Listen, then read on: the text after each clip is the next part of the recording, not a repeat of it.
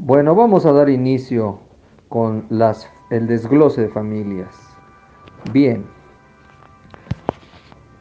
comenzar con una frase me gustaría. Esta dice así para reflexión: ningún éxito justifica el fracaso de una familia. Aquí le viene bien a la primer familia, familias en competencia, las familias competitivas. Este tipo de familia normalmente están en la comparación constante. Siempre se basan en qué has logrado, qué has tenido, cómo lo has obtenido. Y de alguna manera la vanidad está integrada.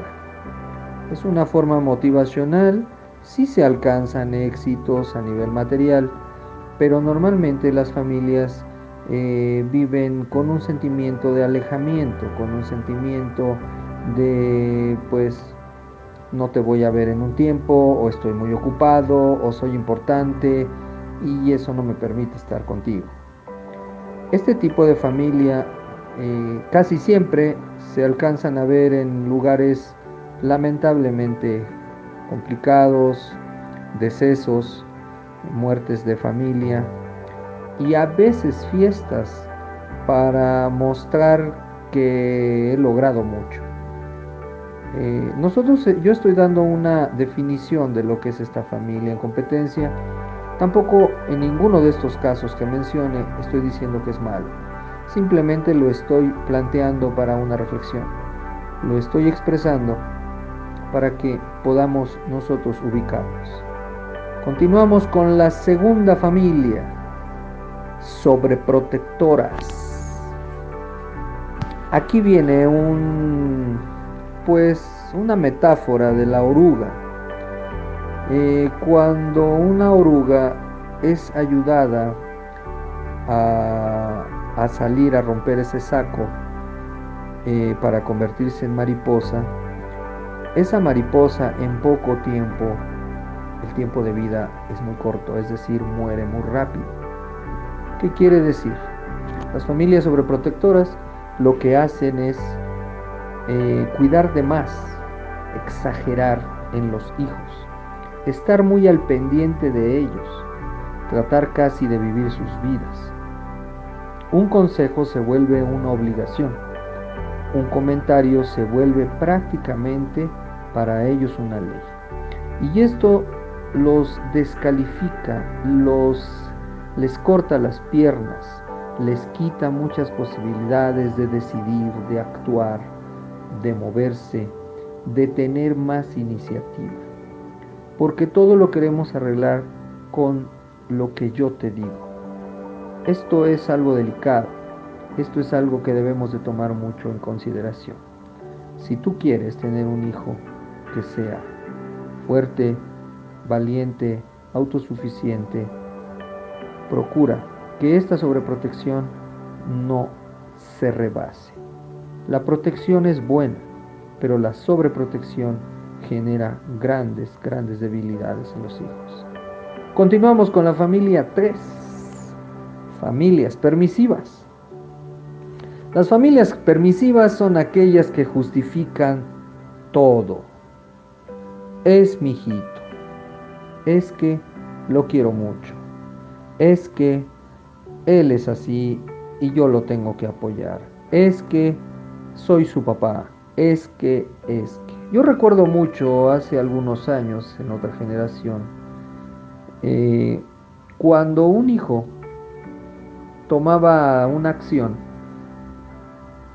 y por ejemplo le rompía el cristal del espejo del carro a un vecino jugando fútbol.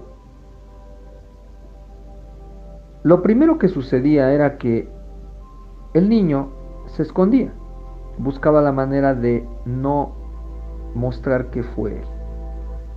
Pero los papás salían, los vecinos salían y el dueño del auto lo primero que hacía era preguntar quién había sido. Como sabían que había estado jugando ese muchacho ahí, indagaba y sabía quién era el que había roto el cristal. Los padres de quien hizo esta travesura, antiguamente, lo que hacían era: a ver, ven acá, acabas de cometer un error, y vas a tener que hacerte cargo y enfrentarlo. Ven acá, pide una disculpa y date cuenta de tu error. Actualmente no pasa eso en las familias permisivas. Las familias permisivas, si un hijo de ese tipo de modelos de familia sale a la calle y por alguna razón patea un balón y rompe un cristal, un espejo de un auto lateral, y el dueño sale, lo primero que le dicen los padres de ese niño que hizo la travesura es: ¿para qué pones tu carro ahí? Es decir, lo que buscan es justificar al hijo a pesar del error. Porque hoy nos ha pasado mucho en estas familias permisivas que incluso con las cámaras que hoy hay de video en las calles, pueden estar incluso mirando, focalizando a la persona que está en un acto delictivo. Posteriormente, por alguna razón detienen a este sujeto, lo llevan a una delegación, le muestran el video y curiosamente él dice que él no fue. Aún se esté comprobando. Esta falta de honestidad, esta falta de ser derecho en la vida, sucede porque este tipo de familias tan permisivas justifican todo. Y es una manera de mostrar que tenemos un poder. Desgraciadamente, eso está siendo muy común ahora. Continuamos con la familia agresiva. La familia agresiva gana el que es más fuerte. No te dejes, no permitas, arrebata. Hay una cultura mucho aquí en el país y se da mucho de estas familias agresivas. Ha estado creciendo mucho. Esto se llama la cultura del despojo. ¿Qué quiere decir la cultura del despojo? La agresividad surge porque yo me siento dueño de lo que encuentro en la calle. Yo me siento dueño de lo que yo considero que es mío. Y ahí es donde perdemos totalmente el respeto. Es decir, yo tengo que ganar a como de lugar. Si pierdo, es un pecado. Y si pierdo, es debilidad. Y eso es algo que está sucediendo mucho, mucho, porque las familias agresivas de alguna manera solapan y permiten este tipo de situaciones. Más hoy con la cuestión de los estupefacientes, en donde, bueno, en algunos casos los padres o las familias ya no saben qué hacer con sus hijos. Pero también debemos de reconocer que hay un origen y ese fue una desatención. A veces no lo queremos aceptar, pero así sucede. Continuamos con las familias mafiosas. Las familias mafiosas son grupos de familias que se integran y que defienden mucho a sus hijos, sus familiares, pase lo que pase, por encima de todo. Incluso llegan a agredir, llegan a tener algún tipo de nexo a grado de hacer cosas como familia, como una especie de complicidad. Hay mucha complicidad en las familias, aún ellos estando haciéndose el daño. Esto llega a pasar en las familias mafiosas, ¿sí? Son familias que de alguna manera van heredando sus cotas de poder, van heredando ellos las cosas que van logrando y les van enseñando a defenderlo de la peor manera, de una forma casi siciliana, como los italianos. Esto sucede mucho también con familias. Continuamos con la familia tecnológica. La familia tecnológica es aquella que lo que está haciendo es que siempre cada miembro de la familia está ocupado en un área de la casa, en un área del hogar, en donde prácticamente la comunicación se perdió entre sí mismos. Ahí hasta para poderse hablar se mandan un mensaje de un cuarto a la cocina. Es curioso lo que está pasando. Ya está considerado ahorita como una adicción el celular. ¿Por qué? Porque a través de este aparato nosotros estamos encontrando que las personas se apegan a él. Ya estamos al pendiente del WhatsApp, ya estamos al pendiente del Face, etcétera, etcétera, etcétera, de cosas que podemos ocupar ahí. Entonces, obviamente esto ha crecido mucho. El alejamiento de las familias también es mucha responsabilidad de estas familias tecnológicas que por considerarse estar en el más alto nivel de la tecnología están olvidándose de la parte humana. De hecho, hay casos, por ejemplo, de personas en ocasiones que me ha tocado dar cursos en donde los padres de familia me dicen, oye, ¿cómo le hago con el celular? Porque mi hijo no lo suelta.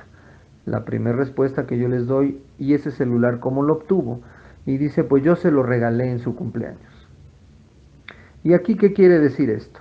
Si tú se lo estás dando, tú mismo le estás dando esa posibilidad. ¿Qué quiere decir? Ya los niños ahora dicen, yo soy dueño de este celular y yo puedo hacer lo que yo quiera con él. Tú no me lo puedes quitar porque es de mi propiedad. Adentro de las familias está sucediendo eso, porque en las familias tecnológicas privilegian que el tener algo ya pertenece a la persona. Y después si se lo logran retirar para castigarlo, ese niño y esa niña tiene una actitud bastante difícil con los padres y después es muy complicado poder llegar a ciertos acuerdos. Porque lo más importante es no le des el arma a alguien que aún no la sabe utilizar y controlar. Ojo en esa parte. Vamos a las familias culpígenas. Las familias culpígenas son aquellas que tratan de conservar ciertas costumbres, ciertas acciones para poder justificar culpas. ¿Qué quiere decir esto?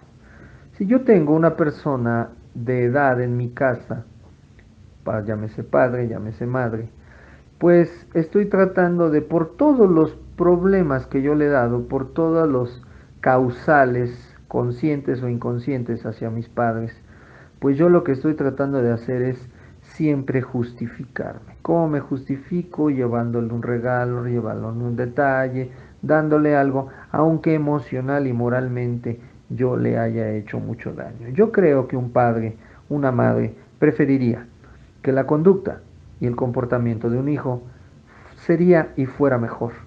Porque ¿para qué quiero? ¿Para qué quiero yo tener a un hijo, a un hijo que me da cosas materiales a cambio de un maltrato, a cambio de una mala acción en contra de él mismo? Y esto sucede igual en lo mismo de padres a hijos. Yo te doy a ti, hijo, trato de cubrirte todas tus necesidades, distrayéndote para que mis errores continúen.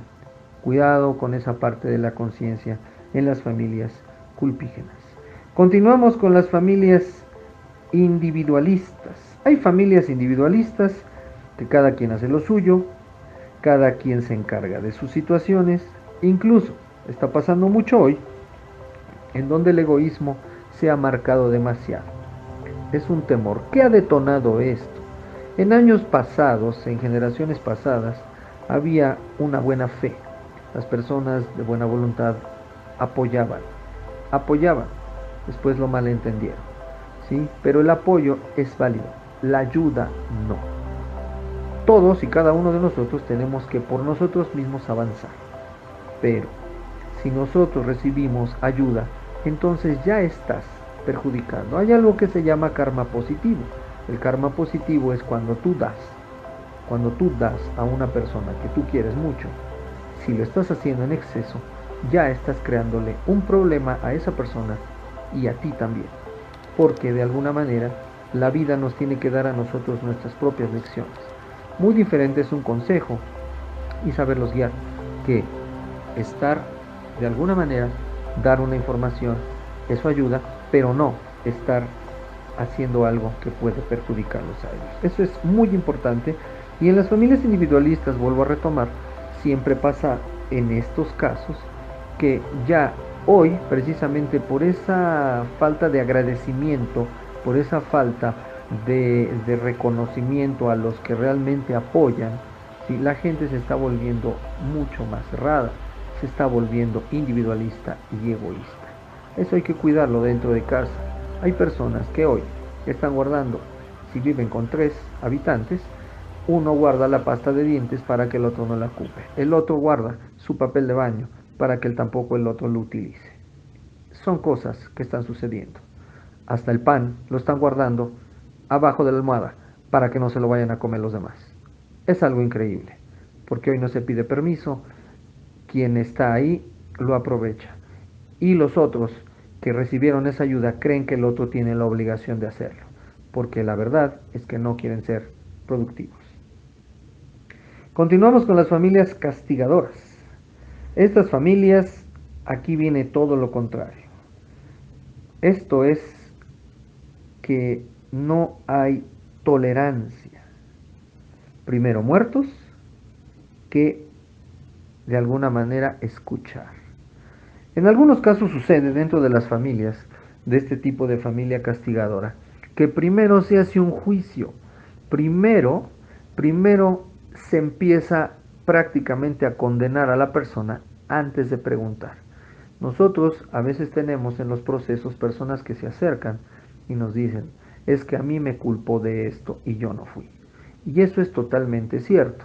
¿Por qué? Porque tomar una decisión de ese tipo sucede mucho en las familias, ¿sí? Son de alguna manera cosas que pasan, porque todo el origen viene dentro de. Y ahí es donde encontramos muchas cosas que suceden a veces, porque las personas primero están ya asegurando que la otra persona fue. Y eso es algo que está afectando mucho dentro de casa. ¿Por qué? Porque entonces están castigando a personas que probablemente sean verdaderamente, verdaderamente inocentes. La procuración de justicia a nivel familiar es bastante deficiente, es bastante lamentable. Y ahí es donde nosotros debemos de poner atención. Continuamos con las familias preferenciales o vamos a llamarle discriminadoras. Si sucede esto, en ocasiones nosotros vemos que nuestros hijos son, eh, vamos, o sus conductas llegan a ser un poco rebeldes. Casi siempre sucede que le damos más apoyo a este tipo de hijos o le ponemos más atención a este tipo de hijas, considerando que necesitan ayuda, entre comillas, que debe ser apoyo, lo que necesitan. ¿Qué tenemos que hacer? Encontrar la manera, encontrar la fórmula, buscar el recurso, investigar, asesorarse, ir a una terapia. Es conveniente porque este tipo de familias experimenta mucho de estas situaciones donde hay cierta discriminación. Se le da preferencia al hijo que se parece más a mi papá. Se le da cierta ventaja. ¿Por qué? Porque de alguna manera me reflejo en él. Pero yo creo que donde debe de haber esa parte de la justicia viene dentro de casa. Y en este tipo de familias discriminadoras, pues los padres definitivamente tienen mucha responsabilidad. Por eso yo siempre digo, hay que hacer competir a los hijos en el amor, no hacia lo negativo. Si yo protejo a un hijo o ayudo a un hijo que está causando situaciones o que es el más, vamos a llamarle ventajista de todos mis hijos, lo que estoy creando es que voy a formar más ventajistas porque lo que estoy haciendo es dar cabida a que ese hijo, el que probablemente pudiera ser mucho mejor en cuanto a sus sentimientos, lo transforme como el otro. Mucho cuidado en esa parte porque realmente eso perjudica y lastima mucho a todos. Vámonos con la siguiente familia, la familia pachanguera. Estas familias normalmente viven siempre en la risa, en la broma, en el chiste, pero atrás de todo eso hay mucha falta de comunicación, hay mucho dolor, hay mucha tristeza. Eh, yo creo que lo que hace falta aquí es que como familias podamos tener una diversión, podamos pasárnosla muy bonito. El baile es maravilloso, cantar y todo lo que representa un espectáculo. Yo creo que eso es algo extraordinario porque es una creación y toda como creación pues nos permite a nosotros estimular nuestros sentidos. Pero en algunos casos este tipo de familia se excede porque es una manera de llamar somos unidos como familia. Esos son algunos de los manejos que se tienen, o muy común que cuando terminan una fiesta al siguiente día se están reprochando muchas de las cosas que ellos tienen pendientes. Este tipo de familias pues también forma o malforma, porque de alguna manera es como hoy te insulté y mañana te doy un abrazo. Una cosa es perdonar y realmente no ser rencoroso, porque eso no es bueno. Pero sí tenemos que por lo menos vivir con un poquito más de sentido común, para que esta variación de nuestras emociones pongamos atención y este tipo de familias, el hecho de que estén siempre en diversión o alegres, no quiere decir que sean felices, porque la felicidad viene de otro centro. Terminamos con una sola más. Familia víctima. Este tipo de familia nada más quiere que le ayuden, nada más quiere que le den, nada más quiere que creen que todos tienen la obligación de ayudarlos, de apoyarlos. Este tipo de familias siempre están de alguna manera vendiendo una imagen de que la vida es difícil, de que no se puede, de que es complicado. Este tipo de familia se da mucho el caso de que siempre buscan la manera de obtener algo. Siempre buscan programas en donde tengan los beneficios. Incluso, no estoy hablando de que las familias víctimas tengan que ser familias necesariamente pobres. Hay familias que tienen bastantes recursos y se consideran víctimas o se sienten víctimas y aunque tengan un buen salario, van a aprovechar algo que están dando. ¿Por qué? Pues porque no es lo que tienes, sino cómo estás percibiendo tu victimización. Es muy importante que se haga eso porque también de ahí viene mucho desequilibrio social en donde hay personas que realmente sí necesitan esa ayuda, sí requieren ese apoyo. Y yo digo ayuda porque sí, ahí sí a nivel material son personas que probablemente viven con muchísimas menos posibilidades que otras personas. Yo creo que eso es conciencia y por eso en este canal hablamos de la conciencia. Muchas gracias por su apoyo. Continuamos con esto para una mejor calidad de vida. Saludos.